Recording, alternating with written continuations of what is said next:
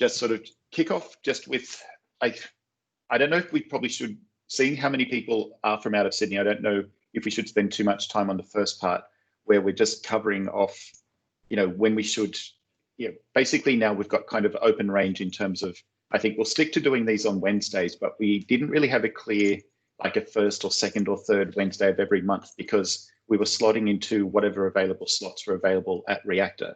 But for the next 6 months, I think we're pretty safe to assume that we won't be getting access to Reactor. So if anyone's got, like, not necessarily something you have to come up with an answer now, but if any of you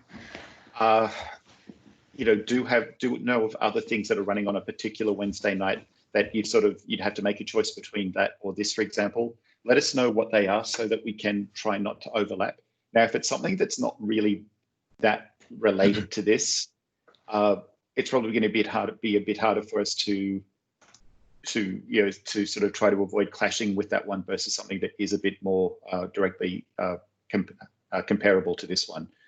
Now, the second part is where we'll just sort of go through, and I've just sort of put together just some simple things where we get to choose what topics we cover based on, I should have put a voting form in here. Yes. It probably would have been more work than it was used to. Maybe we can just do it, the first to respond wins. So basically the H2 date one, that's easy. We'll figure out a Wednesday. But if any of you do have like a hard block on certain Wednesdays not being a good option for you, now I think Wednesdays were just sort of what won the last time round. So I think I don't think anyone sort of raised concerns about it being a Wednesday. I don't think we can actually win in terms of having a day that's perfect for everyone. But I think at least with Wednesday, it's something, at least it's the middle of the week. It's something that, maybe when these happen in real life again, it means that you might get to get pizza on a Wednesday night. So that's really it in terms of the dates. There's not really too much there. So the only reason I'm covering it for now is that the reason why we don't have any dates published for the rest of the year is because these dates that we had were based around availability of meeting rooms or meeting space at Microsoft Reactor in Sydney. So that's obviously not a concern at all now. But I'll still reach out to Nadia and see when they are currently thinking about it so that whatever we pick in terms of that date, to see if we can lock that in as soon as they do start opening up again for in-person. So now we're on to the final slide. It's not very often that you get 3 minutes in and you're on the last slide, but this is what. Are you proud of that one? Yeah, it's very good. App venture. Yeah. The only thing that the only thing that I sort of thought, I hope people don't think it's an AppV reference. Like, I hope people know that it's a choose your own adventure. Yeah, I know, but I went with it anyway. But all I really wanted to do put here, the dash in there as well. Yeah, that would have been too close to AppV. That's then people will start asking about support statements for all the MDOP components. Yep. Yeah, and I don't know if anyone really wants to have that conversation. Not while we're being recorded. Yeah. Okay. So so this has been recorded. Okay. So yeah, thank you for mentioning that. That means I will be way more careful with anything else that's said from this point onwards. Okay. Yeah. So all I really wanted to do here was sort of throw up some starting conversations in terms of topics. So areas where you've got a particularly strong opinion would be a good reason for you to nominate one of the numbers, or alternatively, if you've got questions around one of these in particular, if there's something where you're confused, you're not sure what option is the appropriate option. I just started off with these just as a starting point so that we can kick things off. And I think we've got enough people on the call that we are not going to have trouble filling time based on what topics we get to choose. So I'll switch back over to the chat window just to see if anyone has actually I'm monitoring if anyone has dropped a number in yet. Nothing yet. And I guess the other thing as well is if there's something in particular that's kind of related to this that doesn't strictly fall into one of these, just drop it into the chat window. If it's something that's important enough for you to type it in, it's probably something we should look at anyway. Yep. But these are just sort of some of the common, I'm sure for most of you, these are probably conversations you've had to have already, or conversations you'll need to have at some point in the future. Yep. So we've got Michael asking for a conversation around line of business, MSI or Win32. Clay's asking about impacts of Yep. hybrid. Number 3. That's your one, Ben. Remember we said that we're going to give you number Oh, 3. thank you. That's lovely. We got some questions around updating third-party apps. Yeah. Okay. Okay. Well, let's just sort of work them from number 2 then to begin with. And Mark's So- asking for number 5, which is DO tips and tricks. 3's 1 so far, Yeah. which is awesome. Okay. Well, even Oh, here, hang on. Number 7's even. Let's yeah. we got money Yeah, on this. Yeah, we really should have had one of those vote. Yeah, I really should have done the voting app. Yes. But that's okay. Like, Well, it's not like I would have expected this to be chaos in the chat window. No, not at all. Okay, but I think though realistically, part of 3 or number 2 is also part of number 3 when Yes. we're talking about apps anyway. Yeah. So well, we can and 5 and 2 marry up together as well. actually, good point. So okay, let's kick off with 3 then. Yeah, I think that's a good So idea. who wants to start off with their take on that? I'll let you go, Ben. How can I? Okay, so here's a good question for you, and Steve, you can answer this one. I haven't done any work with hybrid. I've only done cloud only because there's too many issues with hybrid for me personally to condone it in any way, shape, or form. But I guess we can talk about some of the issues with it. Yeah, look, I haven't personally done a hybrid AAD join either. The rationale behind that, why both Ben and I haven't done that is, look, hybrid needs line of sight to a domain controller during that enrollment phase at this moment.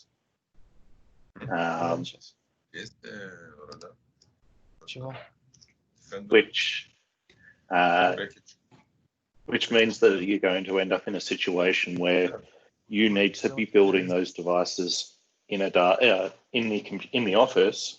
So let's face it, right now, in this uncertain time we find ourselves in, we're sitting here and saying, well, we need to provision a new device, and you're trying to do hybrid AD join, and you have to go into the office to do that.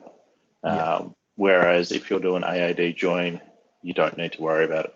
The AAD registered is actually pretty cool, and that's that's very much more for if you're going to treat it like an untrusted device and put in Windows information protection and or MAN or application protection policies. And this is where we can sit there and say we're going to register it, so we know about it, and we can say, yep, cool, you're allowed to use it, but we can't really apply any policies to it.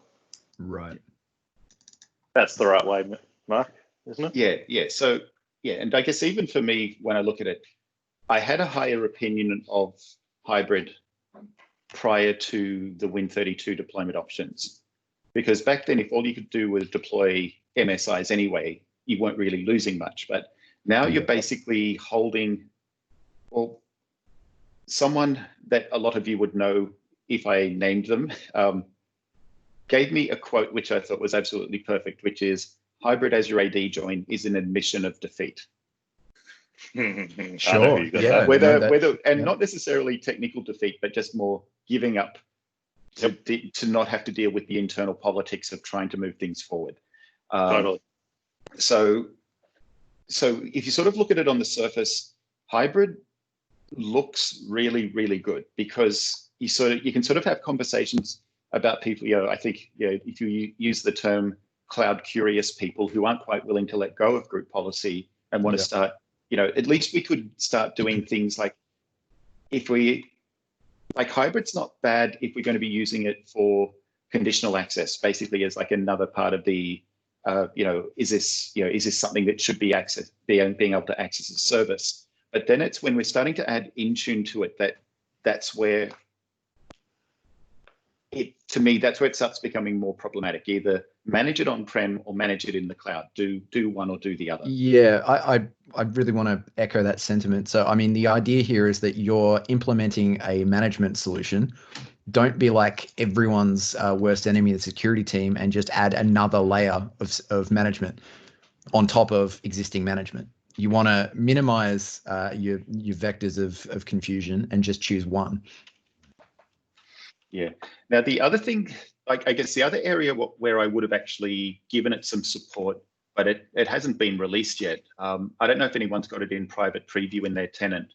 The basically the policy analysis, where any of your hybrid devices that are reporting into Intune, it will show you what you've got coming across from group policy and how it maps across to Intune.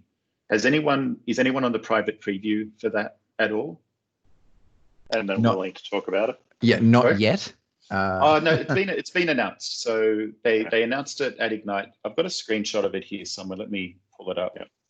I can show. I took a screenshot of a video that team made that they've shown publicly, so that way it's not something I can get in trouble for showing. I'm showing something that they made and they created. That's my way of saying, oops. It is something that's publicly available. So. I just happen to take a screenshot of the video. I think that's the fantastic thing, is making sure that you have that ability to see how that policy is going to conflict or impact your environment. Yeah. Look, when I put my consultant mind on as my previous role, I don't want to bring across group policy. I don't want to pull across any of those settings, because that's where we're pulling across everybody else's problem. Because group policy's been there for 20 years and in production for 20 years. So I don't know about you guys, but there hasn't been many people that have done group policy well. And if they have, it typically takes a long time to be made available.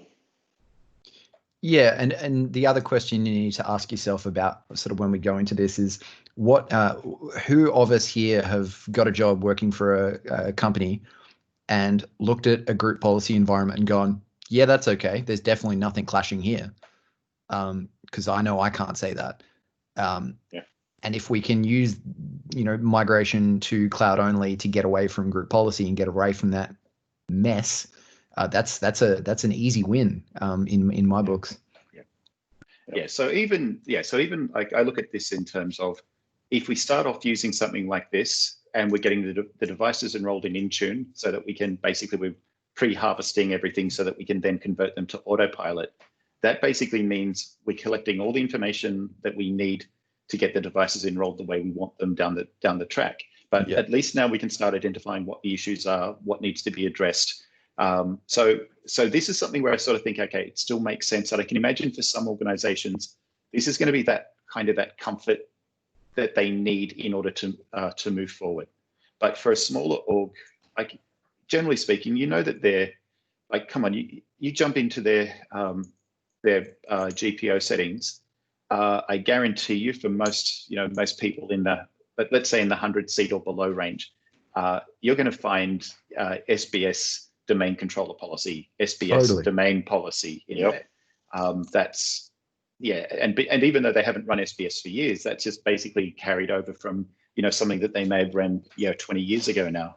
Well, it's also because everyone's too scared to remove the policies. Because what if that is a mission critical? What if that policy was put in by someone who hasn't worked for the company for a decade, but everyone's just gone, oh, maybe that's going to cause our core applications to fall over. Yeah.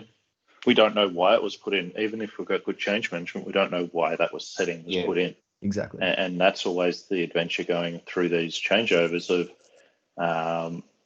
when you go, well, let's start from scratch. And it's like, hang on, I don't know if all my apps are going to work. And it's like, but that's the easiest way to find out is to test.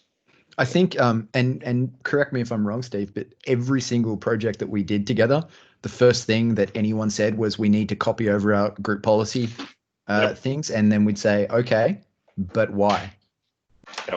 And we'd sit and have that conversation. I think the best one was when we got requested to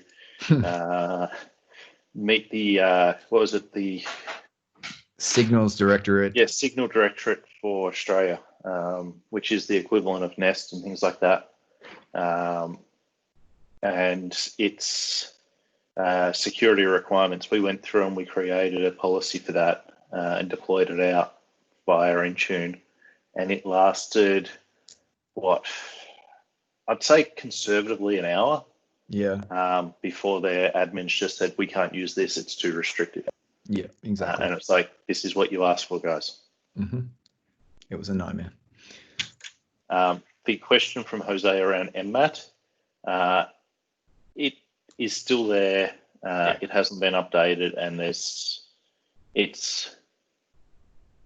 not. It's not very good. Is that what you wanted to say? Yes. It's not complete, I think.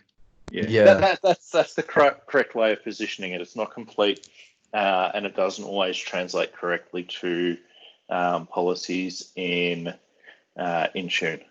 And this is where it's going to be superseded by what Mark was talking about, which is the group policy to MDM, or what do they call it? Policy analytics. Policy analytics, Yeah, which looks pretty cool. Okay.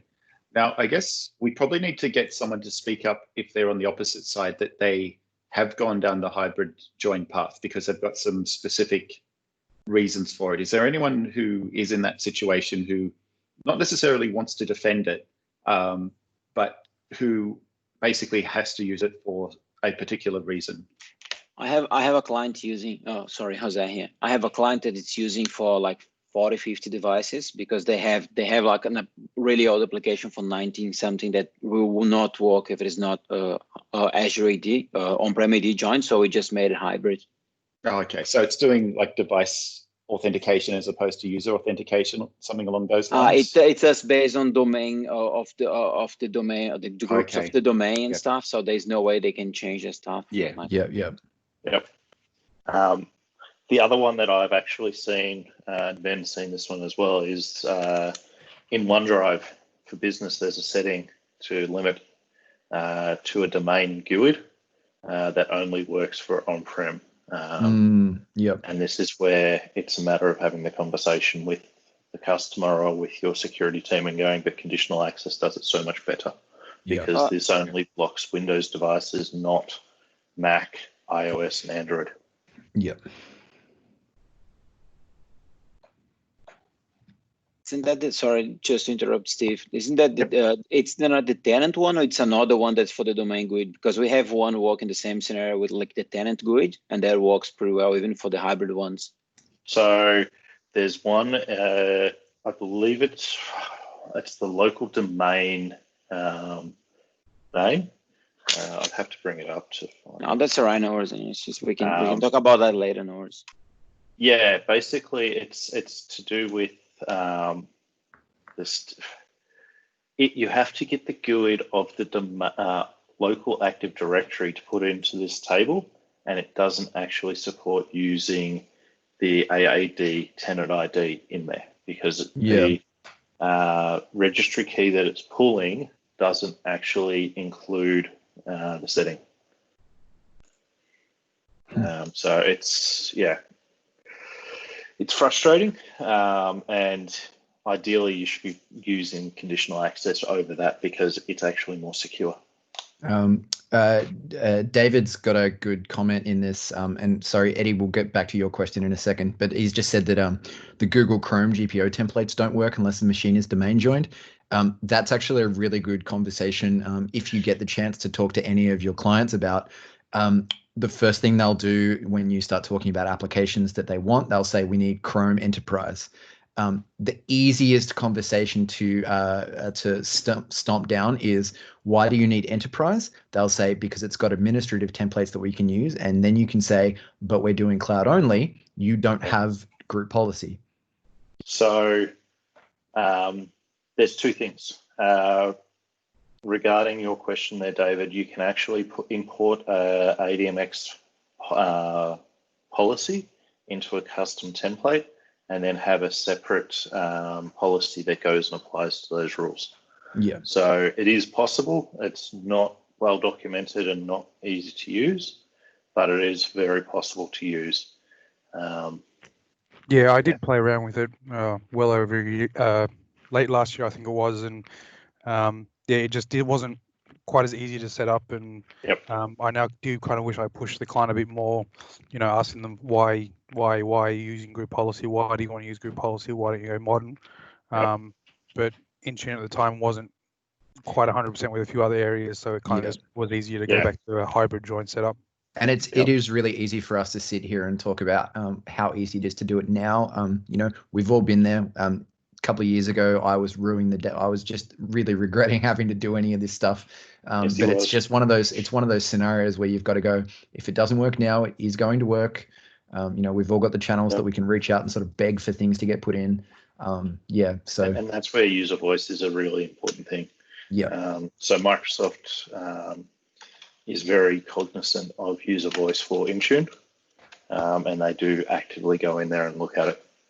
So I highly recommend, if you've got anything that you want added, go and jump on the user voice. Yeah, there are so many good suggestions and requests on there, and they do use that as their sort of their work list to get things pushed up. So Intune's come a long way since September last year, I think it was. But I also had a portfolio director who built a Windows XP SOE back in the day and was trying to manage it as an XP SOE and giving his opinion on how things worked in the XP days. And it's like, this is Windows 10 now. This is not Windows XP. And ask him to do it with VBS and kick scripts instead of PowerShell. Yeah, exactly. Nothing but batch scripts. Hey, I want to step back really quickly. If Eddie can jump on the chat. So Eddie's put in a question: is there a good document online for restricting sync via CA? Conditional access. Yeah. Restricting what kind of sync? Like, I think that was part of the OneDrive conversation. Yeah, that'd be the OneDrive sure. conversation. Okay. So we were using the domain restriction. And it was effective, although then we have some contractors and guests and so forth that we wanted to open it up for, and I managed to get in a situation where I turned off that option, and everyone on the domain actually got a nasty red message saying you're not allowed to sync. Yes. So what you need to So what you're talking about there is, if you don't have hybrid AD joined turned on from your existing devices, they don't have a token for conditional access to be accepted as a trusted device to get access to the environment.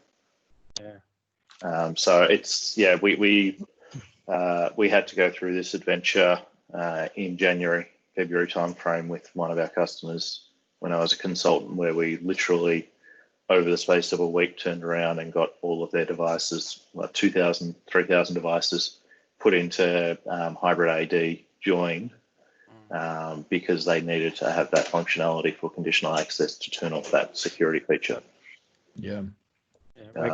We're considering hybrid join at the moment as an interim step for that reason.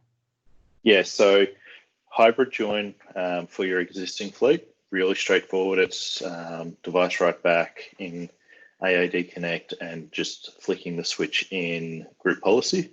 Group policy.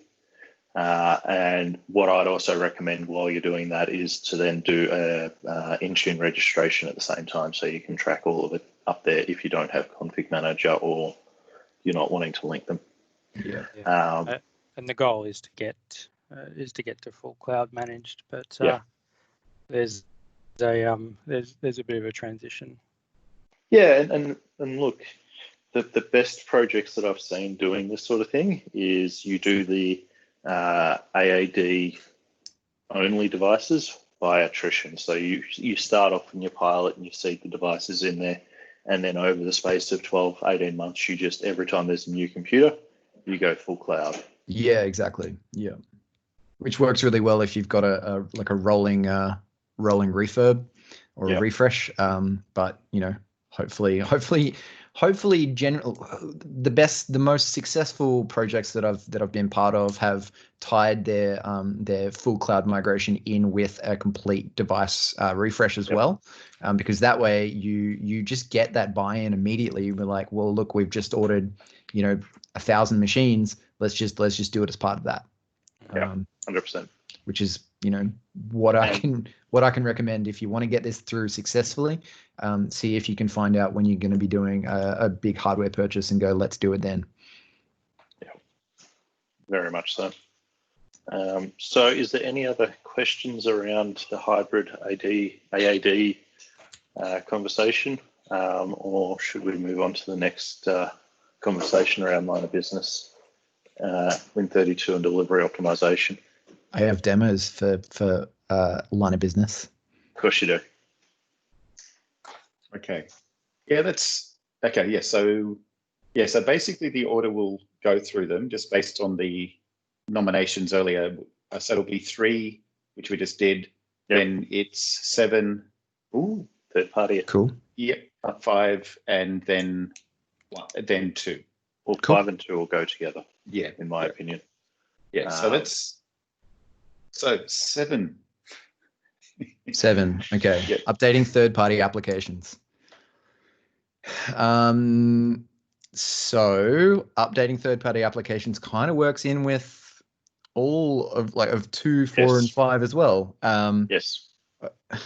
Unless it's an internally developed application, it's a third-party application, right? Can we all agree on that? Yes. Yeah. Okay. So as far as maintaining version control of those applications, that will generally fall down to whoever put the first application in. There are some solutions, and I'll let Steve talk about those sort of third-party solutions to allow third-party application updates. But realistically, it is no different than if you were maintaining a config manager environment. You'd get a tap on the shoulder or an email from the vendor saying there's a new version of our application. We need to update that. And if that application doesn't have its own internal structure for managing updates, you would need to package it yourself, and you would need to push that out. There's currently no supersedence available in Intune, which is a shame. Because that was a great feature of Config Manager. There's no version number either. No, there's not. But what you can do, I mean, so when you create let's take it a step back. When you create a Win32 application, because that's what I'm going to talk about, because that's all you should be doing, and we'll explain why when we get to number 2. When you create a Win32 application, and then it's all good, it's perfect. You've created all your install strings and you push it out, and it fails miserably. If you don't delete it and then recreate it, the second thing that you change actually creates a revision number, very similar to Config Manager. So I don't actually know, I haven't done enough testing, but if you make a revision, I've got a feeling that it will try and push out that new revision. However, I don't think it will. Especially if your detection method is... So that's what I was going to say. If your detection method hasn't changed and the application somehow installed, then even having another revision is not going to change that. So that's the sort of the key thing about updating third-party applications that I'll talk about before I hand it over to Steve, is that if you are maintaining this yourself, you need to really be cognizant of how your detection methods work. So if the app is only changing via like version number, you need to make sure that your detection method isn't just the MSI GUID or the install or the product version, because then it's not going to work. It's not going to detect a change if the vendor didn't change their product code. However, if they did change their product code, awesome. All you need to do is change the product code and you're good to go. The problem with this, and why it's such a complex and I can't just point to a solution, is that every single software developer has their own way of packaging their installers. Yes. And you cannot have a single solution that works for every single application that has been created since computers began. which is why it becomes so difficult and why there are so many third-party solutions that claim that they can do everything for you. And some can at a very high cost because they'll outsource the nightmare that it is application packaging. That's exactly it, and that's where as soon as you go and buy a third-party product, you're paying to make it somebody else's problem. Is the simple answer, right? Yeah. So look, right now I know Patch My PC has a solution that plugs into Intune. I believe Ivanti has something as well. I haven't looked at it personally. I haven't used either of them. But how they're working is they're going and basically using an unused field in the app model to capture a version number. Right. What I would note as well, like you look at things like Adobe, which is something that needs to be updated often. And if you're deploying Creative Cloud as an example, what you do is you deploy the Creative Cloud service, and then the updates can be handled by the end user because it will go and run the service as system and go and do the update without having to have admin privileges.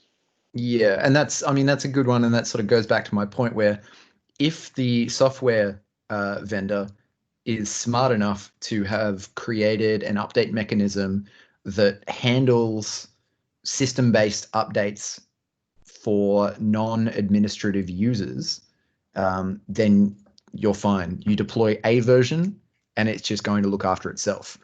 The problem is that it's very few software vendors out there that I've seen that have such a mechanism. Totally. Yeah, the best ones are applications that install in the user context and simply require user context to update themselves. Yep. You've got absolutely no problem with that. The real problem begins to exist where you have an application that installs some parts to the system and some parts to the user context, and it needs a combination of both to complete the update. That is a nightmare, and it exists more than I like to remind myself. Yeah, I was going to say there's things like Teams and VS Code, like they are now installing in the user context, which is fantastic. What we can also do, if you've got the E5 license, yes, I'm going to talk about E5. Licensing. It's an additional cost. Woo!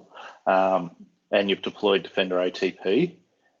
It has the ability to go into security recommendations and see the list of applications that need to have those updates installed.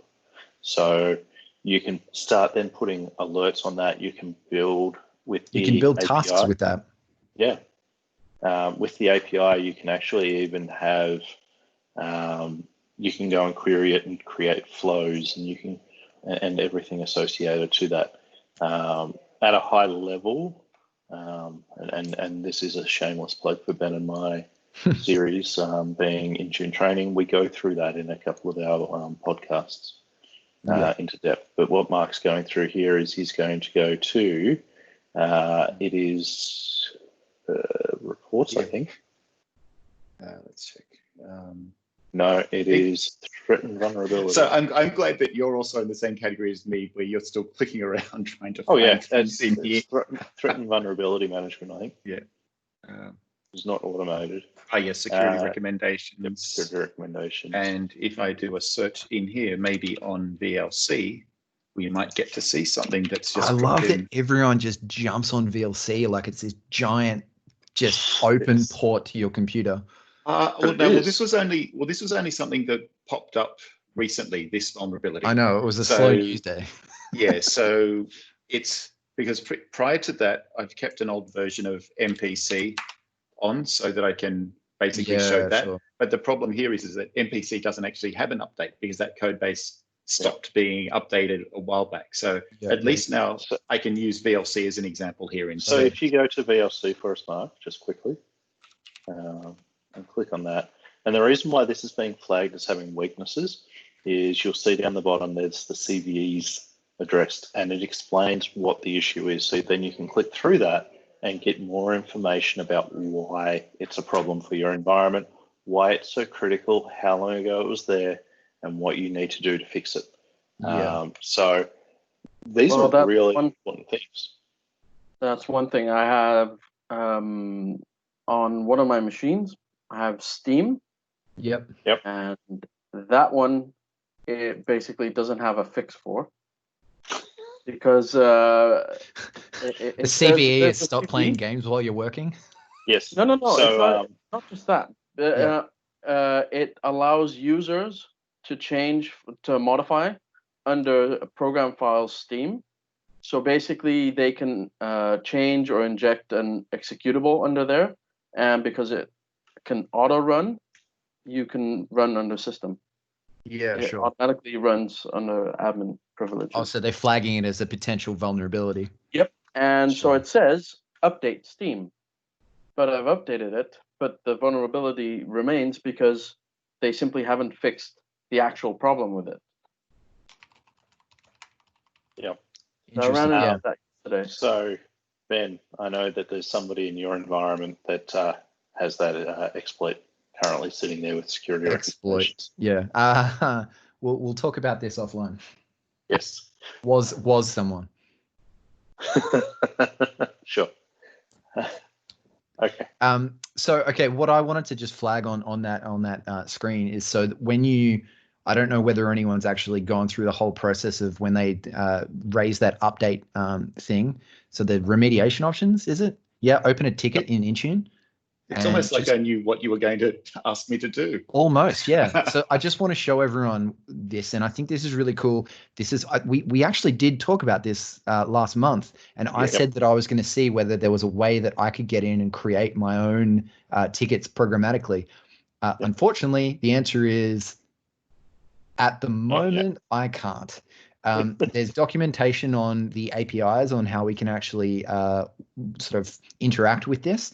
But the API documentation gets programmatically created, and it ain't correct. The process to create it actually makes quite a lot of sense to me. However, some of the endpoints don't actually expose themselves publicly, which is probably a good thing. I said that in a very weird way, but basically at this point, it's not meant for us to use as a ticket generation system.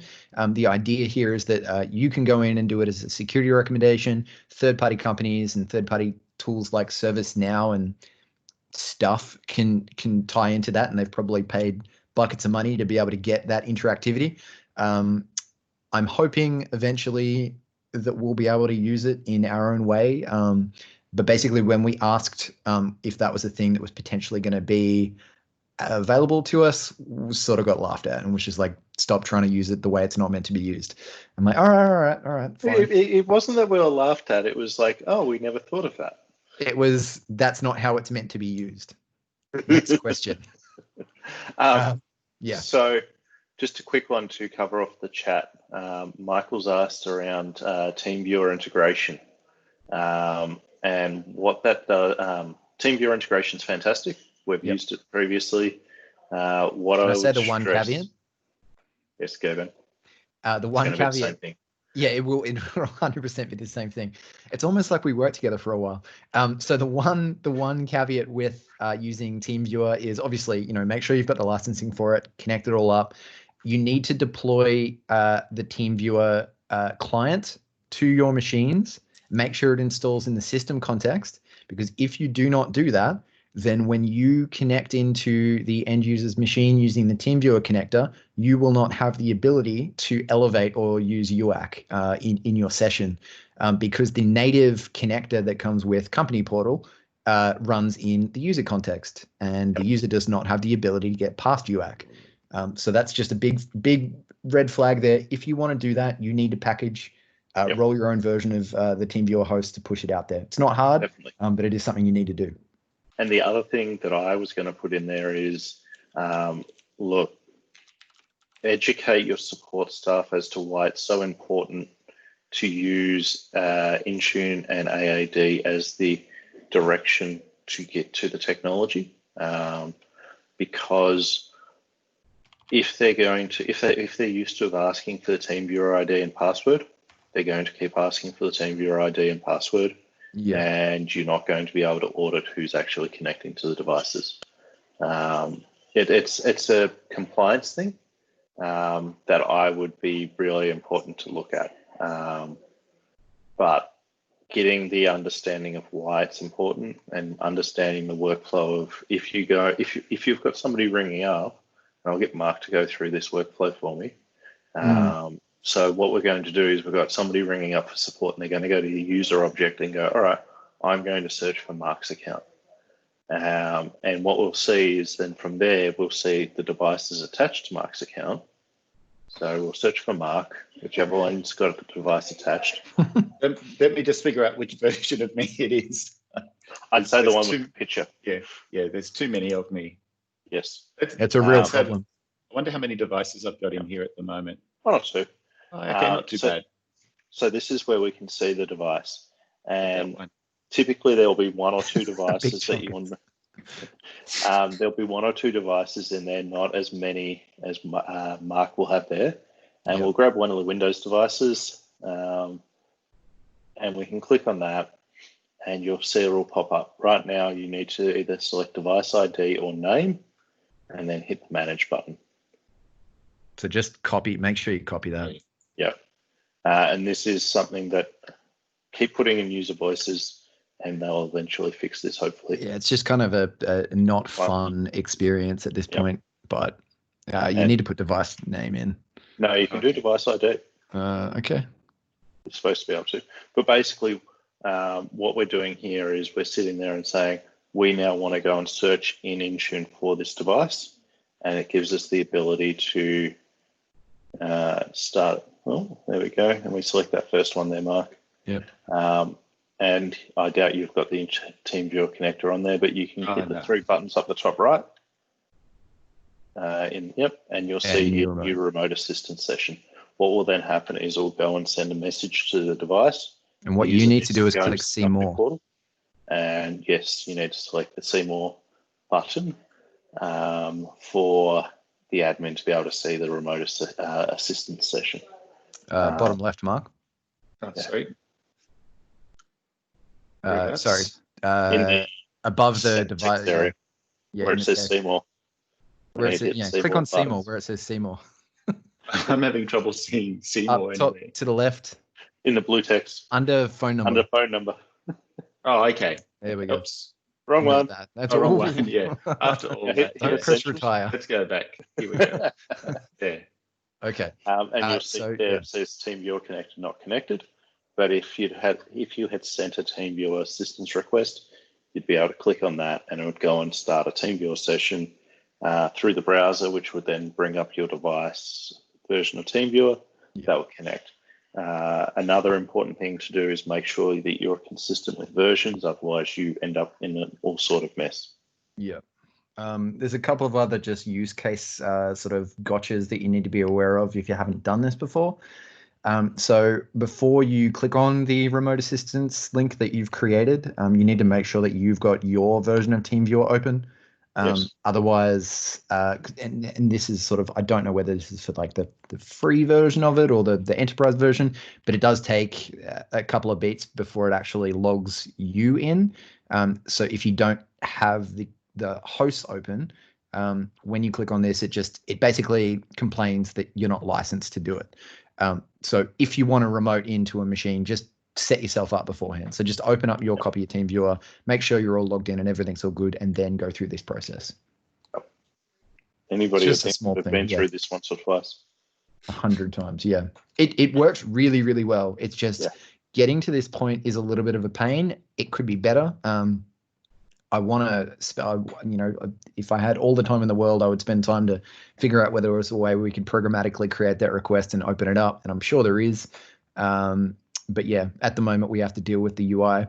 So again, jump into the user voice and just, have a look to. So I'm sure that there is a user voice entry for people not being happy with this experience and just vote it up. Yep. Awesome.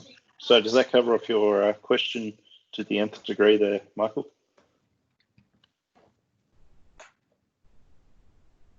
I'm going to go with yes. I think Michael said thanks 15 minutes ago.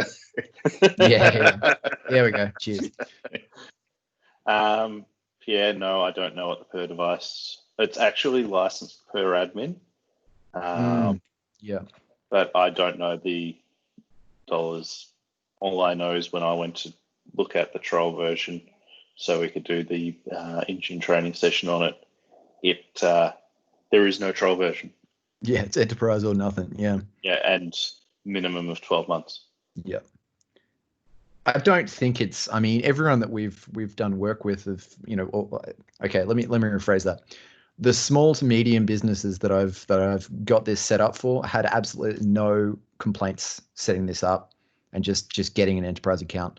And they would be the same people that would complain about a reasonable price for something else. So I don't think it's super expensive, but it's definitely something you should probably look into.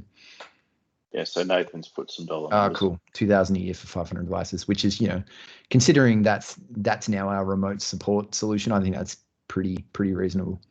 Exactly. Yeah, cool. So, okay, the final mantra that I want to have on 7 weeks sort of went off into the reeds a little bit there.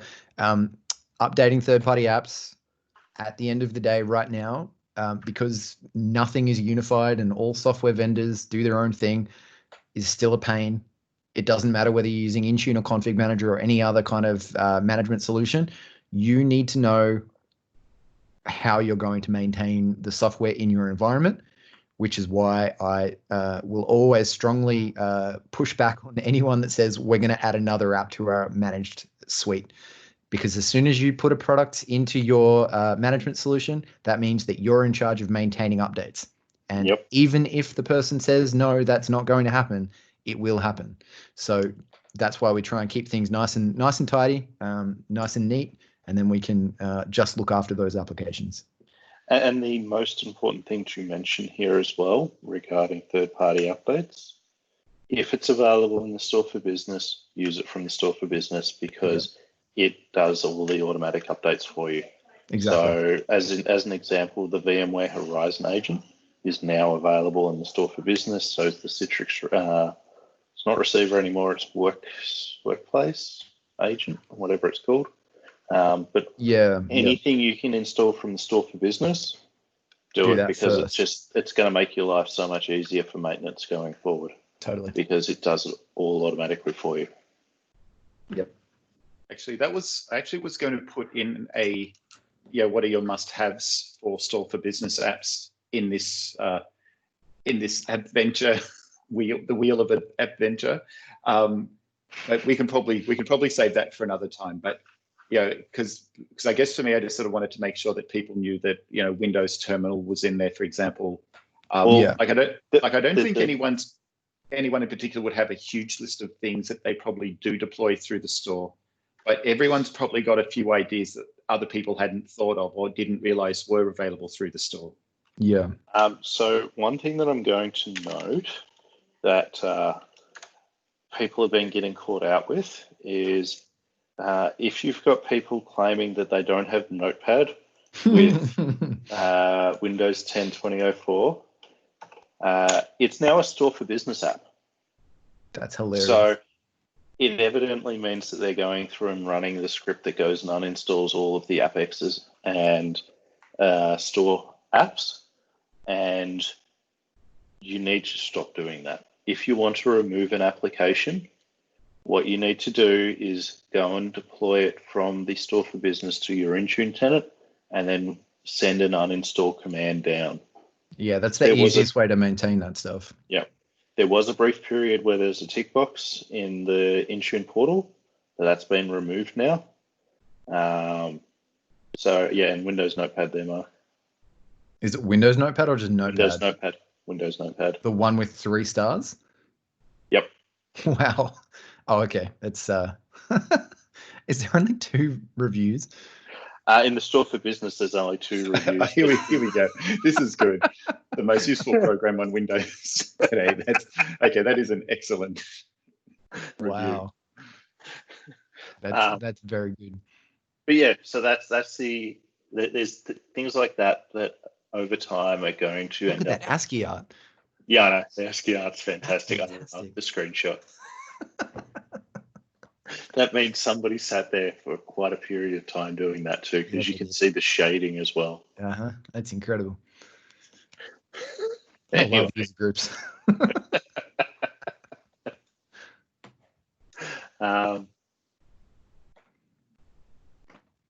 and Jose's saying, have a look at Quick Assist if you don't want to use TeamViewer, which is another option as well. Is that, can you natively tie that into Intune? No. No. Okay. So the benefit, I don't want to talk about this for too long, but the real huge benefit for TeamViewer, and yes, you need to pay for it to have that, is that you have auditability if you tie it into Intune, so you can actually see how many times a device has been remotely connected into, who did it, and when. And not for how long though. No. But that's, I mean, at the end of the day, you can keep a track on that. And, you know, if you start seeing weird occurrences, then you can flag that. So, you know, it's awesome. You obviously need to get your support staff to use it the correct way, which is to go into the UI and do it.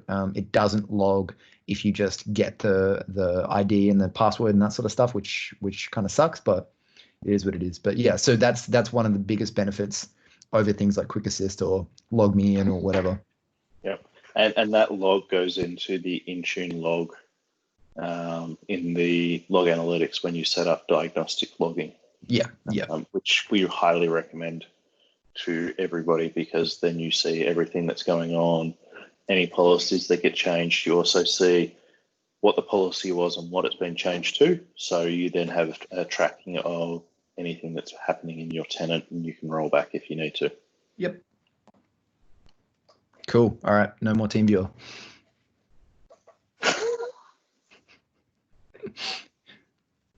Okay. What's the next one, Mark? So I think the next one was 5. 5. Yep. Delivery optimization tips and tricks. So I'll start this one. Cool. Okay. It's like playing Lotto. Everyone's got to do it. Or it's a sucker's game. It's so random. I've sort of been doing a bunch of testing recently, trying to come up with some kind of predictive model. And the best advice I can give you around it is, if you've got a crappy connection, but you need to get a lot of things updated, try to cause as much damage to your internet connection in as short a time as possible. So it seems to work best when your internet connection is incredibly starved, and it's got no choice but to reach out to the other DO clients. And so the other thing that seems to happen pretty quickly is that, like, so even let me pull it up. Someone was asking me, and Peter, who's on here, or hopefully he's still on here, I haven't checked. He was asking me about this earlier, and let me just pull this VM over here. So, of course, it's not sizing properly.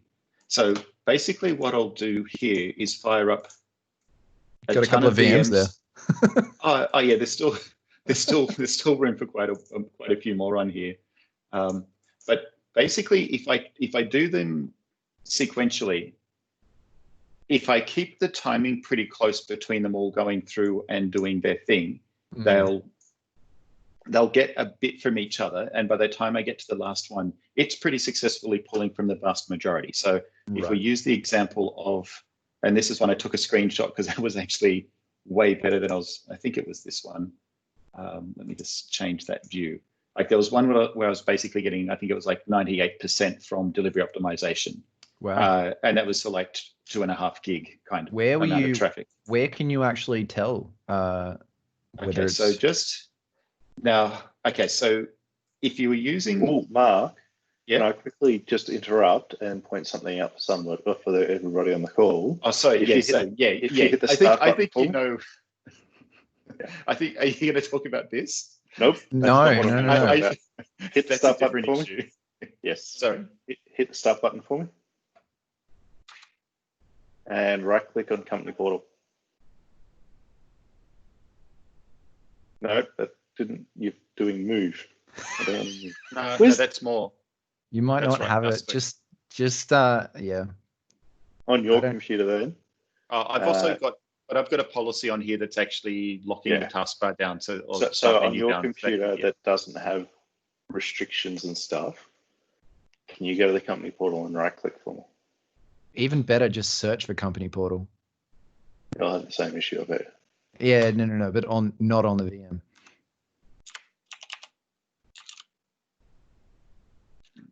That's not how you spell Just company. if I can spell. Yeah, no, it doesn't come up on yours. Go on to just on your normal machine.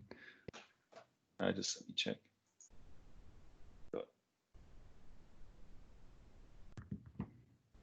There's a very small thing, guys, but it's actually really Oh, cool. sync this device is down there now. Yes, You haven't shown us that, Mark. but it's cooler if let you me- do it while we're I talking don't about it. want to bring that across to this screen because Okay. then I'm going to have to redo everything later. It's okay. I So can what- show it on my screen when I take over. Yeah, so what basically Ben and I are referring to is now when you right click on the company portal app in the start menu, if you have a policy or a user assigned in there and you don't have the crazy restrictions that Mark has, it now comes up with the word sync this device. So you don't have to open the device, so open company portal and go to sync. Which is awesome. Yeah, it opens it and syncs it all in the one action. Yeah. So here's where you can see that it's actually worked incredibly well. But the way that I basically got it to that point was I set up a bunch, like one after the other after a short time frame, and they were getting okay results. Then I did like a batch of 3 at the same time, which I knew would choke the connection. Results got better. Then I did 4 at the same time, and it choked the connection even more, and the results kept getting better. But I'd seen that kind of behavior before, but and I wasn't sure if that's really what it was that was driving it so high. So even if you just don't apply a DO policy and you just let the defaults stick, you will get amazing performance with that kind of force scenario where you're just basically saying, you've got a bunch of machines fighting for bandwidth. And the thing that you have to be careful of, if you jump into Resource Monitor or something like that, so these are all autopilot, the number of connections that these make, you've got to make sure you give the VMs a bunch of resources because all the peer connectivity, et cetera, that starts lighting up in the throughput, basically you can choke the environment. You could choke the hardware in a lot of cases. If you, let's say, if you're sort of trying to sort of go with small VMs, et cetera, the VMs are going to be the choke point, not the connection. So this way I can basically force it to get the network to choke and then start getting really good results. But if I went through and did another deployment now, and I think I actually did this, I think I did machine 12, maybe a couple of hours later, look at the difference again. It drops right back down. So 40% to 60%. Yeah. So that's what I mean by it's, I don't want to say it's random, but it certainly feels like it. But do you feel like it probably looks and goes, if I've got a fairly clear site to the internet, I'm just going to do that? Yeah. And even if you do things like put the policies in to say delay HTTP downloads and prefer local. If you start pushing those numbers out too far, you start getting some really weird behavior, especially in things like with store apps, where you'll see them basically frozen. Or even if just something like a signature update for Defender, it'll sit there for that time period until it tries to pull it down. And then you end up finding that it's not necessarily going to pull it from another device anyway. So so I wish there was, like, I was trying to figure out is there a formula or a recipe you can use to guarantee results? And it's like, just choke your connection. That's the way to get results. Pierre was saying, isn't that the way that branch case is working? Kicking in only when the bandwidth was low or latency was high. And I think you'll find that that's 100% what's happening here. It favors the internet until the internet's too slow. And even when we tell it to delay, like you'd sort of think that it would try to do as much as it possibly could from the network, but it just goes, well, no. Basically, it's just like it's waiting until it can get back to HTTP again. Yeah, I wonder whether it seems weird to weight an external connection over an internal connection as its priority, but correct. Yeah, it's a strange one. It is worth noting that something very annoying happened, and it probably affected everyone, but it was probably the start of the year, maybe the end of last year. We had a client who had set up fairly, I don't want to say restrictive, but they had delivery optimization set up very, very aggressively, because they figured that would be the best way that they could roll out all of their devices at once. And we had Steve is telling me February. Very good. And we started deploying, doing autopilot on their, they had a couple of hundred machines, and all of them were failing. They were all timing out. And the problem turned out that the Office 365 installation media was coming down through delivery optimization as an update. So it was being dragged down by the delivery optimization that was set. So it was basically saying, just limit everything. We only want to have a very small percentage of the bandwidth used for these updates. So during the autopilot process, it was actually timing out. That since has been fixed. Office 365 is now no longer being flagged as an update.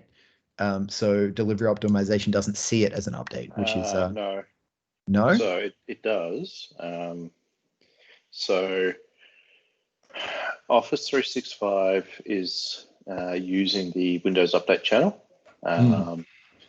But what was happening, and this is where it was a transient issue, but we were seeing in the logs that Mark is showing here, that, and it's important to note, to see the logs for delivery optimization, you need to use PowerShell, and it's transient. So if you're wanting to pipe it out, you have to put it into a CSV or something like that. Yeah. And basically what was happening is in the logs, the Office CDN was getting put into the blocked list for delivery optimization. Yeah. So it's important, if you're running into issues where software is not installing, go and check the logs, and they'll explicitly say this address has been put into the is banned list. So there's a couple of little gotchas around that. And look, the documentation is still in flux for delivery optimization. Yep. So your mileage may vary. But it's from an experience point of view for the end users, you've got two options where you've got foreground, background. One of the scenario, or how it's been best explained to me, background is where you're pushing out something that users don't see, whereas foreground is where you're doing something from the company portal. Yep. And they're doing a trigger themselves. Mark, I'll talk about the foreground background stuff in the second thing. Yeah, because that's where with things like so even in here you can see I tried sort of playing around with it, taking it from like 120 seconds up to 3 minutes, and it just didn't really make that much of a difference. I pushed it all the way up to what was it? It was 60. Yeah, I think I pushed it all the way up to 3600. Yeah. And at that point there was some, especially during autopilot, there was some really weird side effects of that. In terms of things, just there's a certain order that you expect to see things starting to appear. And so what was basically happening was the roles were getting, or things were getting reversed. Office was basically pretty much 100% peer distributed, but then, and that would come down really quickly. But then all of the store apps, etc., so company portal, etc., they would basically be getting close to that full hour, and then basically could see it queuing them up and basically letting each one hit that time period before it would start on the next one. So I dropped it. It doesn't. Bumping that delay doesn't do exactly what you would expect it to do. Yeah, and that's it. So always make sure that you're testing and validating all of the settings you define for DO, and make sure it's not going to impact your environment. AKA, don't just turn it on with crazy settings the night before you do a major deployment and then wonder why it all goes to cluster. Yeah. And if you're doing it with autopilot, I guarantee some of you are going to hit issues where it is going to overload your routers / modems, whatever. Yep, just especially when the you're number of doing TCP connections, it's going to absolutely bombard them. Yep. So even with that, I can basically force my internet connection to drop if I kicked off autopilot on all 12 of those VMs at the same time. That will knock me off the air. Yep.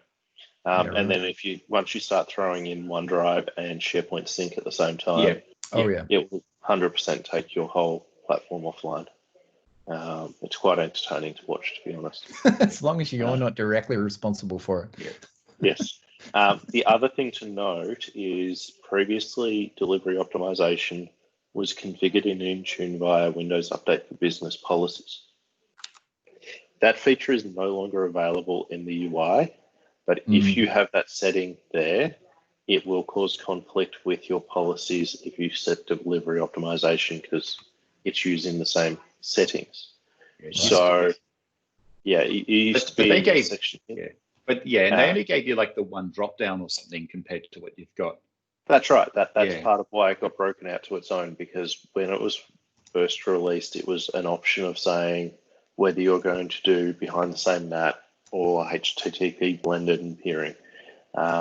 If you, for whatever reason, created that policy and didn't update it before they removed it from the UI, that setting still exists on your update policy, and you'll see it in graph. And there's two options you have, which one is just recreate the Windows Update ring. The other option is you need to go into graph and do a patch and remove that setting. Yep. Because it will cause issues.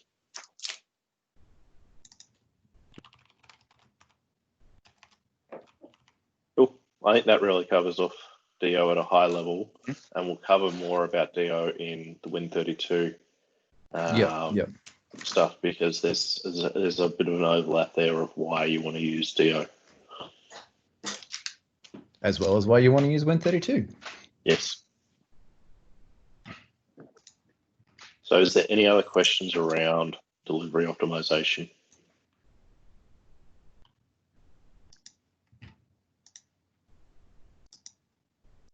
We'll take Silence that is silence as no. Sweet. So I'll let you take the lead on the Win32 stuff, unless Mark wants to. Ben? I'll let Ben jump in to begin with, but then I'll chime in. Yeah, sure. Needed. Cool. So I was actually just going to demo the process of creating the line of business thing to show you what you don't get with Win32. I think that's the easiest way to do it. So I will take the screen, if that's cool. No, it's not cool. Oh, it's too late. I already pressed it. Just let me know when you can see that. Yeah, I can see it. All right, sweet. Just give me one sec. Okay, cool. So here's my my environment. There's nothing. This is my test tenant. I don't really care about it. So we're just going to go in so we've gone into endpoint.microsoft.com, gone into apps, all apps, and I'm just creating a new one by going add. So now we're going to go in and I'm going to create a line of business app, which is line of business app. And we're going to select a file. The key thing here is that it is very limited in scope of what you can install. Specifically, we're talking about IPA, APK, MSI, Apex, Apex Bundle. What else we got? Intune Mac, MSIX, and just a couple of other bundles. But basically, the key identifier here is that it's a single package. So if you've got complex applications, line of business ain't for you. So if you've got more than one file, then this is not going to work. In this case, what we're going to do is we're just going to install a single MSI Surface laptop drivers. I don't know. Sure, why not? Cool. It's a 397 meg file. That's all good. It'll take half an hour on your internet connection to upload. Come on, man. Minutes. We're just going to add a couple of things in here. We just need to make sure we've got all this filled in. That's anything with a red star next to it is required. And we're going to put a logo on there because we should always have a logo for all. We should always have a logo. Exactly. But as far as, actually, we'll go back. Sorry. So the only level of customization that we have over, and this is a standard MSI installer, right? So we kind of hope that if it's an MSI, it's going to install perfectly. But we all should know by now that it just doesn't work that way. So the only thing we can really do at this point is we can't choose user or device because it gets this decision based on what the MSI tells it it's allowed to have. So if the MSI says that it's a user-based install, it's going to choose user. If it's system, it's going to say device. You have no control over that, which I don't like. We can ignore app versions. We can do all that sort of stuff. And then the only real control we have is over the command line arguments. I think I pasted them. I did not. I think it's just QN and then all users equals 2. I'm not going to install this, so I don't really care. But yeah, so we've just got a couple of things that we want to put in, and then the rest is just fluff or making it look nice in the company portal. Then all we've got is assignments. So you can see from... And we deploy to all users, right? Of course. Yeah. Should we talk about that here? Yes. Okay. Do not deploy as required to all users. Or all devices. Or all devices, but specifically all users, because all users is not what you think it is. It is not just all users in your AAD environment, but it is all your system accounts and all the service accounts and everything else in your AAD environment. It just causes problems. If you want to deploy an application as a required app to everyone in your company, create a baseline group that has all of your employees in that and use that as your all users. Avoid using all users just don't use it. Bad thing. So just another thing I just want to jump in with that all users. In the AAD portal for a while, they were exposing a checkbox option to actually expose the all users group. Whereas now it seems like I can't find that option anymore. But it seems like now they're basically just telling you to do a dynamic query where you're doing, basically saying, member equals true or guest equals true or something along those lines. Sure. It's still, the all users in general still scares me a bit. It does, yeah. But part of the reason why the AAD all users group was, I won't say deleted, it was hidden and made really hard to bring back, is because all users for AAD it includes your guest accounts. Yeah. So if you have a vendor in doing work, it forces their guest account to have MFA on top of their tenant account having MFA, which causes a whole heap of problems with authentication.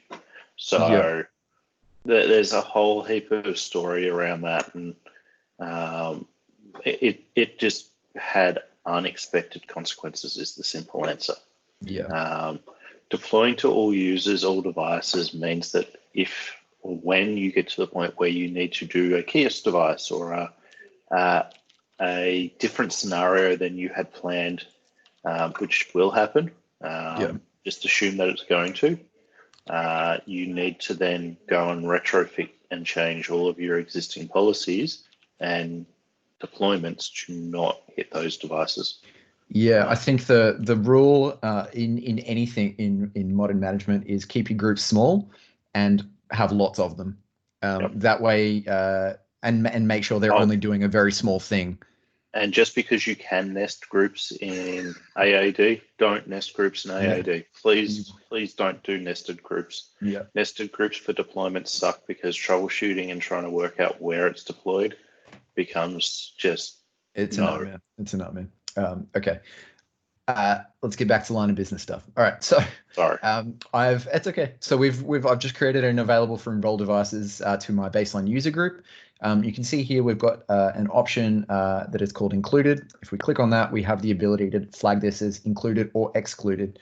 So obviously, if you had your big list of your baseline users, but you wanted a subset of those people to not have that, that's where you would set that up. You can also see we've got this grayed out section for install context. Again, it's getting that rule from the MSI, and because that's being dictated, we don't have the ability to control that. So again, not something I'm a big fan of, but it just is what it is. This is how line of business works. We've then got device context, which again is going to bring us back to the same thing. We don't have the control over that. So yeah, as far as control, once we've created the availability or the deployment, very little. You can choose included or excluded, and that's it. So you add all your things. You can do uninstall if you want. It's all very shiny. Finally, you just hit create. It'll upload the media. I don't know. That might take a while. It might bring my entire internet down. Who knows? We are in a beautiful island nation that no one cares about.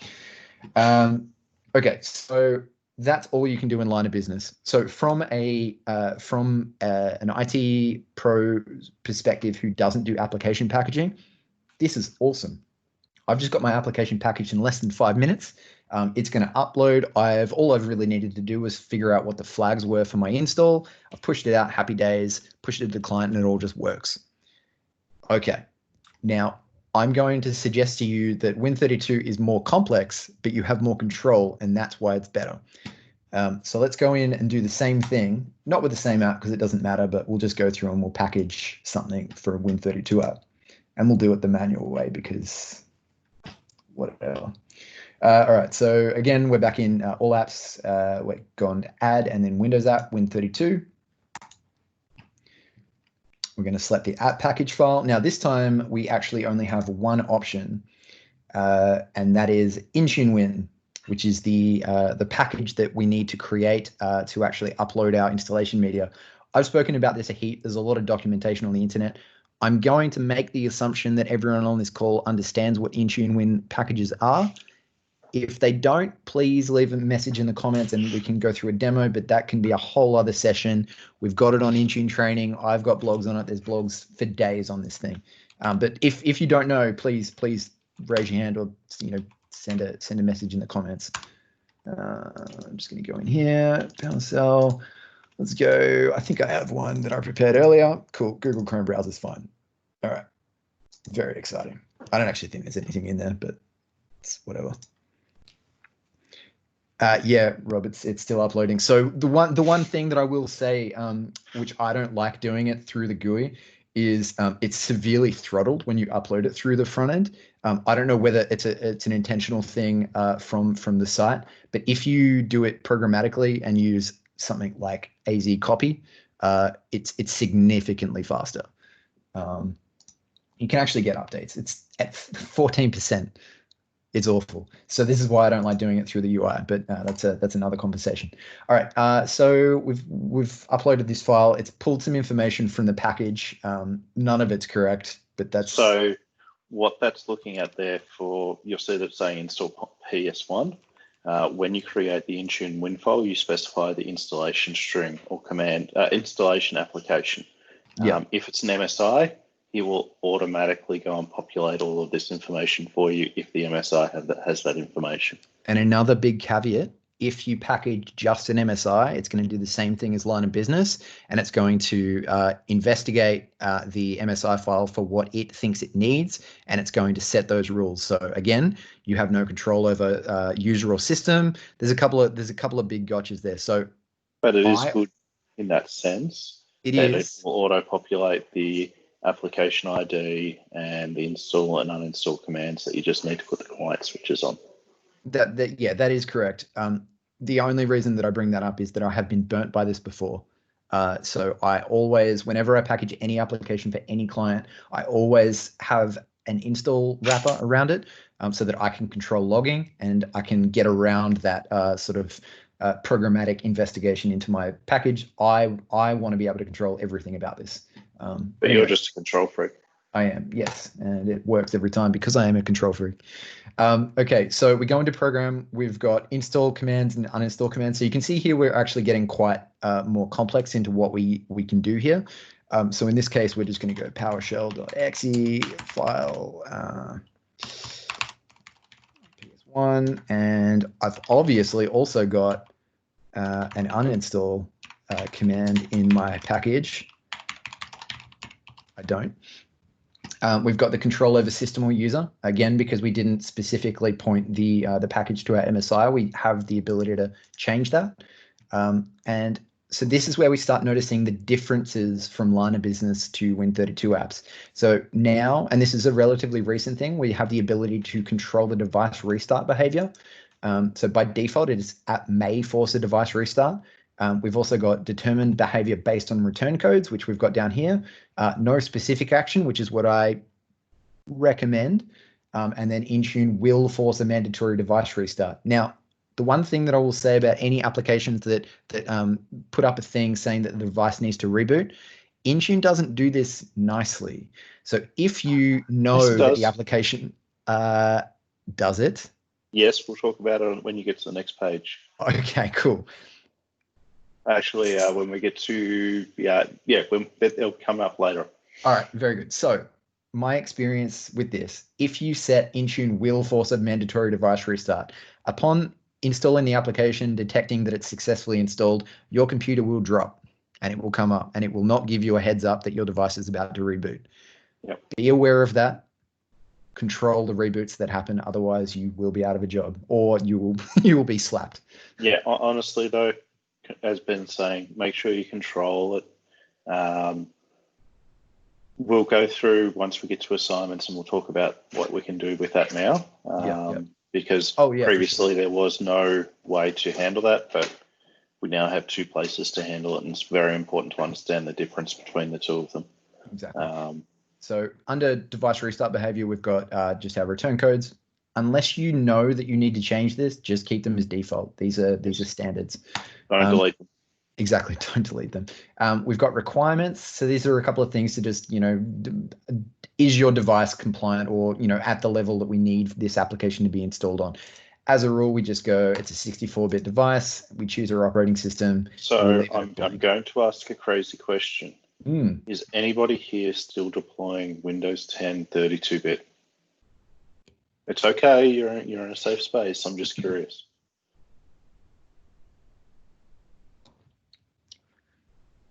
Surely not.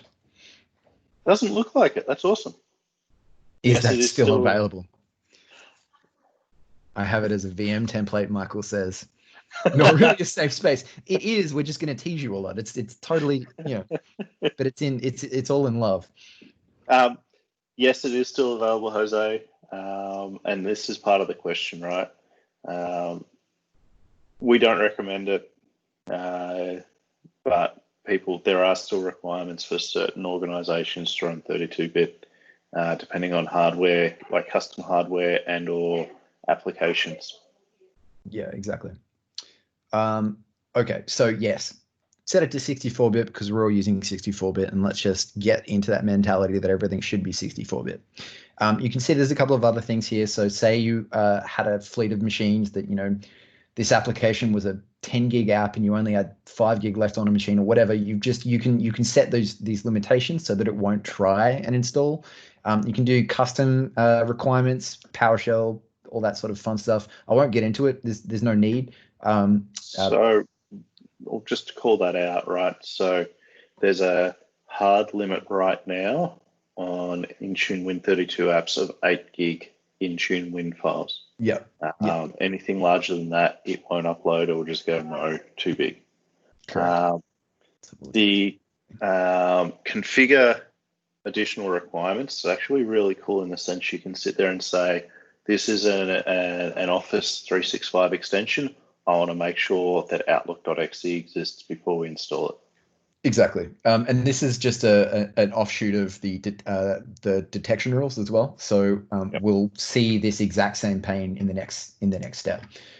Okay, so we've got our requirements set up. We're going to go into our detection rules. And again, as I said, and we'll go through your question there in a minute, Pierre, around the requirements before download. Totally. Okay, so we're just going to go into manually configured detection rules, and you will see it's the same thing that we were just looking at in the custom requirement stuff. Slightly different, but basically. Because at this point we have MSI file and registry. The other one is script file registry. Sure. Because we don't have the ability to do. Yeah. So MSI is what you would expect. It is the application GUID. It's pretty simple. If you know what the application GUID is, you probably should know if you're deploying an MSI. You also have the ability to do version checks. So this is where you've got your GUID as well as knowing what version number it is, so that this is how you can do your application or third-party app update control. strongly recommended to do it. There's a couple of weird gotchas around version numbering. One is not larger than 1.1, but 1.2. Like there's a whole bunch of things because it's not just like an integer. It's actually It's a doing a version string number. compare. Yeah.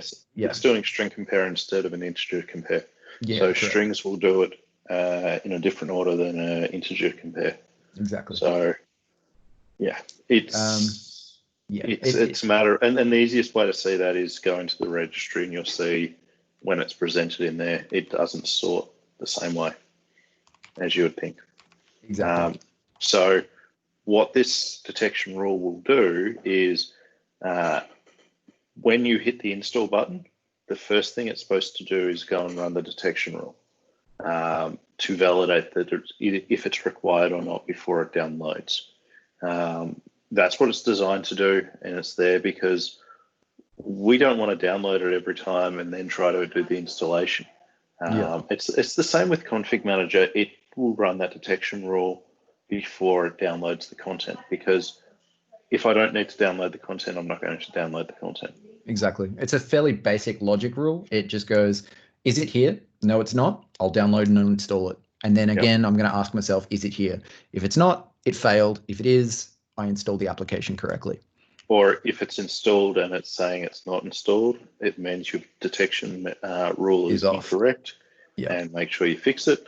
The other important thing to remember is with your detection rule, make sure that if you uninstall the application, it removes what you're detecting. So if you're detecting on a file existing on the computer and the uninstall doesn't remove that file, you're going to run into an issue. That's 100% going to run into an issue. Yeah, detection methods are the most important thing of app packaging, aside from knowing how to install the app to begin with.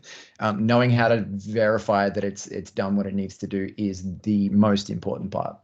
But yeah, so there's, as I've shown you, we've got MSO, we've got file, which is very basic. Is there a file existing on the machine that was not there post install? Basically is what it's doing. We can check to see whether it simply exists, or we can do some really sort of investigation into that file. We can do string versions, modified.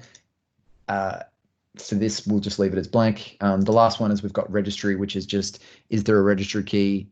If it is there, do you want to check item properties, things like that. So we'll skip past that because detection, it makes sense. Finally, we've got, well, not finally, because we've got one more thing. So we've got dependencies here. So this is where we can do dependency chaining. This is good. It's also very bad. If you do dependency chaining, you can't delete the thing that's in the dependency chain. So if you have nested dependency chains, this is very much, I sort of mentioned this earlier. It's very much like nested group memberships. If you don't document how you're doing your dependency chains and you get me in to do work, I'm just going to delete it all and start again, because I'll get into the point where I can't figure out what's stopping me from uninstalling the faulty app, and I can't continue doing the work. So be aware that this is really good because it allows you to break out complex applications into its core parts, but try not to get too tricky with this. Leave it at least one layer deep, and that's it. What I would say is, rather than using dependencies here, use requirements. So this is where you sit there and say, I want to make sure that application X is executable, is installed. And to answer your question, Michael, no, don't use line of business. Exactly. Do not do that. One of the things to note here is that dependencies only allow you to do Win32 apps. And that's it. So you don't have Office 365. So one of the perfect examples. Yeah, exactly. But one of the perfect scenarios of this is you have a custom Win32 app and you want to make sure that Office is installed. Is it really still? Yes, it's really still uploading. 90%. It's so close. Again, we live in Australia, man. I thought you had a fast internet, man. It's the UI. The only thing that you've got for dependencies is Win32 apps. So if you have a custom Win32 app and you want to make sure that Office is installed or if it's not, install it. You can't do that. So it's limited to only looking at itself basically, and things in its family. So that's just a thing to point out there. So cool. Let's skip past that. This is the biggest change between line of business and Win32 apps, in my opinion, is the control and the ability to scope your requirements and really, really lock it in. So we'll go in, we'll go add group, we'll do the same group as we did before for that app that, yes, is still installing. So we're going to go Intune baseline user. We're going to select, and we can see we've got a bunch of things here. So we can control all of these just by clicking on any of these links. It brings up a new pane. This is really annoying me. Okay, so from here we have mode, include, exclude, exactly the same as line of business. We just, if we want to not allow this for a certain subset of people, that's how we do it. End user notifications. So again, we don't have this in line of business. We can say, yep, this application is going to pop up notifications stating that it is currently installing and it's succeeded. We can show toast notifications only if the computer needs to restart, and we can hide all toast notifications. Now, Steve, this is what you were going to talk about.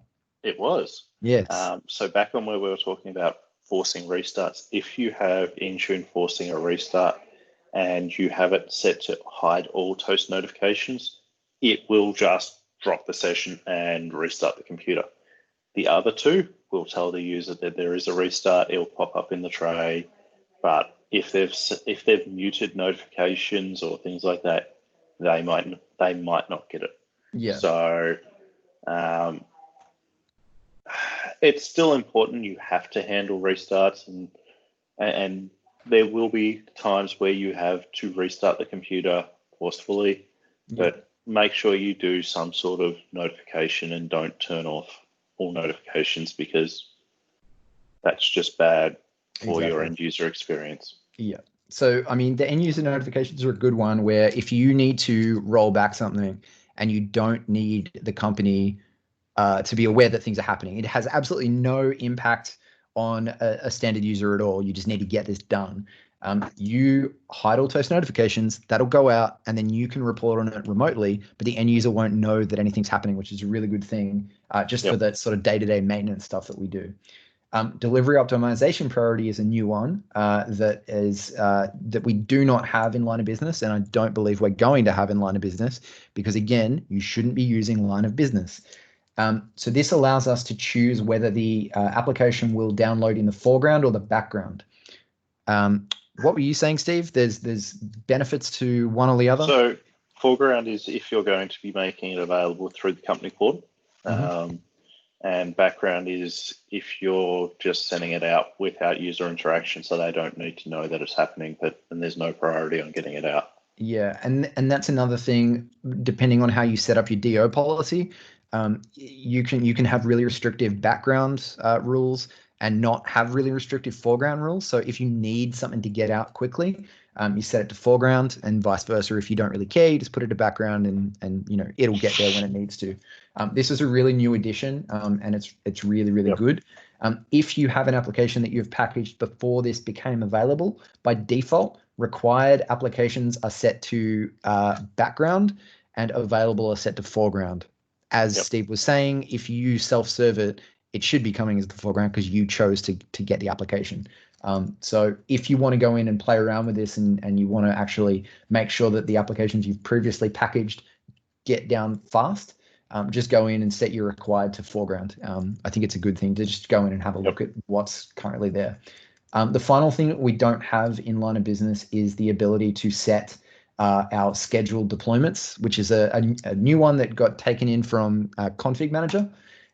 Basically what it means is we can package our app now, and then once we've put our change request in our company, we can go, yep, cool, we'll just set a window. So the important thing to note here is Ben's sitting there, and because we've selected available for enrolled devices, we only see app availability. If we have it as required, you'd see app availability, and you would also see mandatory install time. Yeah, sure. Let me kill this and we'll do it. Yeah. I can't do that.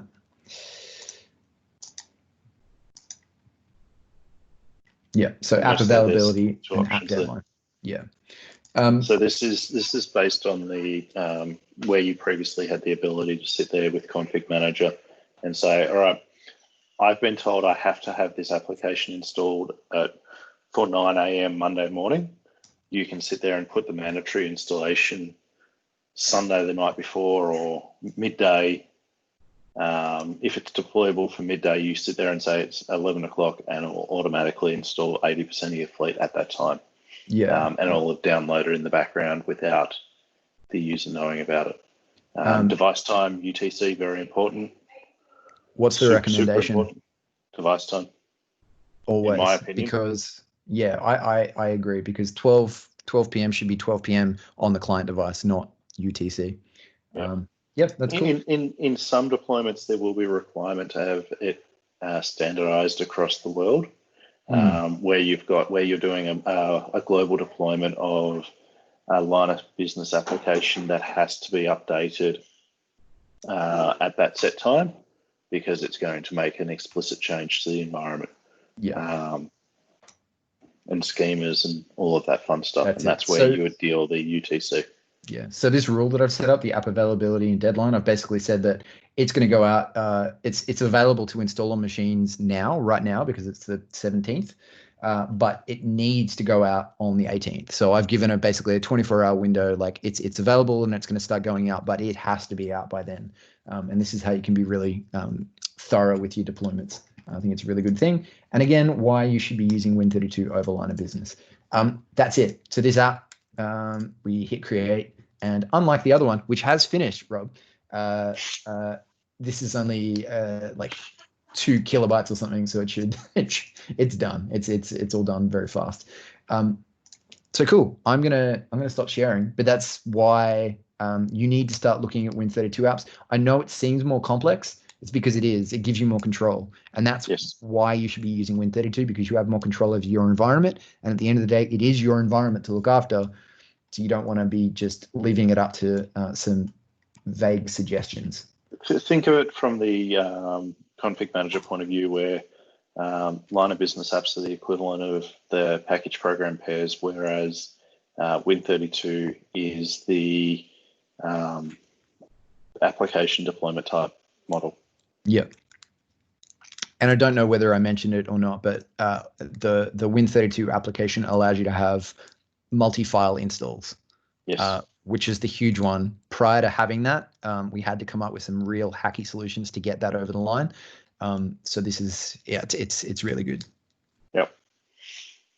So does that cover off all the questions that we're looking to cover with Win32 line of business and delivery optimization? Mark wanted to add some gold to the end of this, I believe. I believe so too. No, I decided against some of the things we were discussing. I thought I'd just sort of sneak one thing in as opposed to some of the other things we discussed earlier. Okay. All right. That's on you. That's on you. Yeah. So with Win32 apps, there's the Intune Win file format. And it's important to note that for Mac OS, there's the Intune Mac format, which will only do DMG files, not PKG files, because of how it gets packaged by Apple. So there's a couple of little gotchas around the Apple deployment as well. Yep, nice. Mark, do you want to share the slides again? Yep, I'll switch back. I've got that ready to go.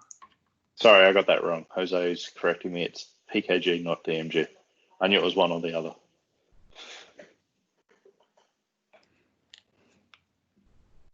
Yeah, they're Macs. Who cares? Exactly. We'll now hopefully be able to run it by a shell on our Windows computer. Yeah, exactly.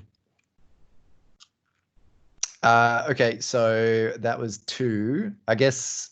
I think they were the ones that we got the votes for. Yeah. And given that it's 7:30, we've been going for 2 hours. As I said, I didn't think we'd have an issue filling up 2 hours. No, we're happy to keep talking if people want us to keep talking, but it's getting to dinner time and everybody's heading off.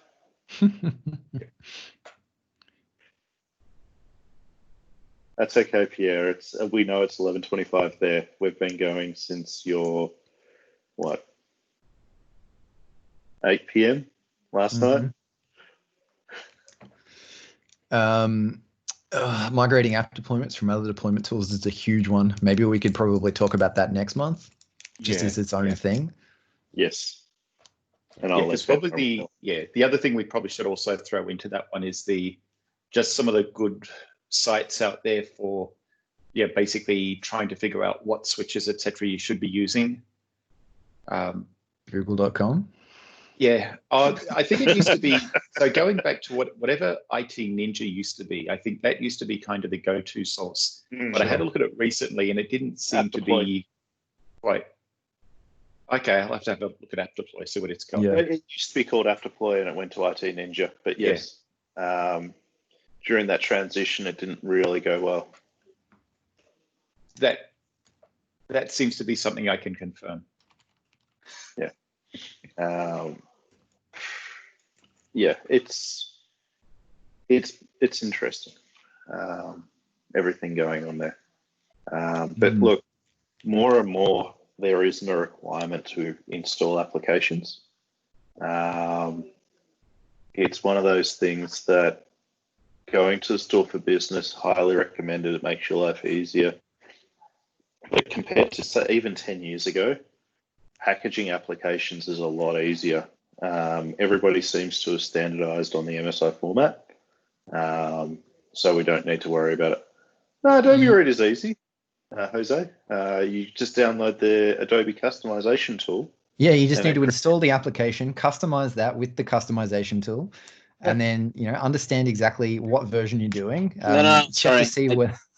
I mean from the store, like it's so much that we had to pull out and do the app because no one wanted to use the one from the store. Yeah, Touch Reader is an absolute nightmare of an application. It is a bin file. The thing that I would mention around that is, look, both Chrome and Edge have PDF Reader built into the browser. If you're not doing anything really crazy, give them a go. Deploy it to your customers and see how they're handling it. Yeah, I do, but like most of the people, they need to edit, and that those are features that only Reader has, or comments and all that kind of stuff. So that's they just rather have the Adobe. Yeah, so the two arguments against not having Adobe, they're pretty much always universal, and it doesn't matter what the company is. The first one is, if I don't have at least the Reader on my machine, then I don't have the ability to preview PDFs from Outlook, which is a big one. It's totally a big one because people like to be able to just click and look at the thing. The workaround there is obviously you just click on it and go open, and then it opens in the browser and it's all good. But sometimes that you will run into stubborn people that just go, I just want to be able to preview the file. I completely understand that argument. The other one is they'll start talking about Reader and they go, but I want to edit files. And then you need to explain to them, that's not Reader, that's the paid version. Yep. And that's a bigger conversation. So then, if they're talking around that they actually do need to edit files, then you have a real discussion about, what's the best application? Do you currently have licensing for it? No. Sorry to interrupt you again, Ben. I mean, filling forms, when someone creates one on Adobe editor and then they send you and you need to edit their form so you can print, like the Edge version and Chrome version doesn't allow you to do that. And a lot of people, I need to print down and fill by hand because I don't have Adobe Reader. So that's the problem that we had on a client. That's why we had to roll it out. Yeah, look, I mean, the solution is to just burn the PDF format and start with a new one, right? But yeah. XPS, I believe. Yeah, XPS, yeah, exactly. That's the one. Yeah, we're in a sticky situation because Adobe just doesn't really want to play nice, and we're stuck with it. So, yeah. I guess now with COVID, no one can print because I don't have printers at home, so problem solved. Yeah, exactly. See, for me, like printing in general, I sit there and I call out the whole DLP conversation.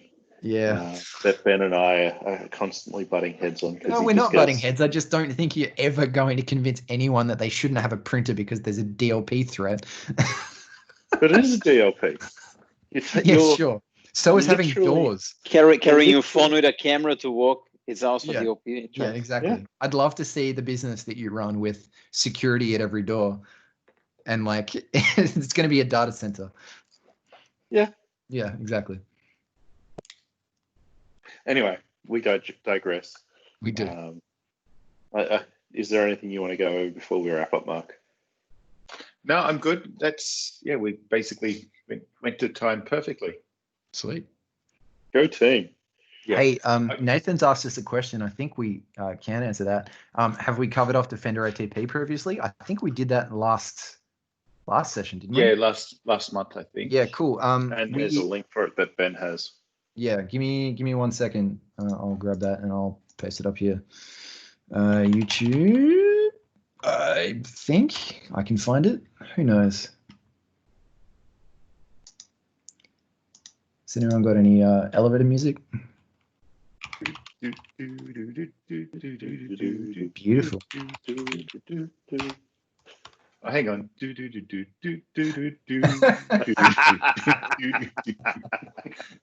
Yes. Is that better? It is. That's much better. I think this is it. Not take as long as your application upload. Probably, yeah. Of course it will. Thanks. A lot longer. Who gave you a webcam? Any other elevator music requests? No, Spanish Flea is perfect. Yeah, hopefully we don't get any takedown notices from DMCA. If you did it so well, so pitch perfect that it picked up, I'd be impressed. So if that's not it, there's another one that we did. So we've actually only got 2 user groups that are up on YouTube. So it's either that one or the other one. But yeah. And they're both on that same channel, so you'd find it together. Correct. Otherwise, it's been covered ad nauseum on the Intune training series.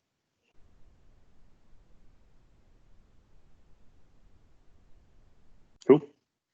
Nice. I think that wraps us up, Mark. Okay, well, thanks everyone. So I'll get some updated dates for the next 6 months in, and we've got the opportunity now to actually have consistency in terms of it being, the same Wednesday each month. So a couple of us will sort of figure it out. We'll make sure it doesn't clash with anything else that would normally be happening. Obviously we need to sort of keep it a bit more focused on not clashing with Sydney, even though that's not a concern right now. But just setting us up for the longer term. That's right. Awesome. Okay, well, enjoy the rest of your evening, day, morning. We've got a global audience. We have to be more aware and sensitive now. Exactly. Thanks a lot. Okay then, everyone. Thanks. Bye. And thanks, Ben, for doing that demo.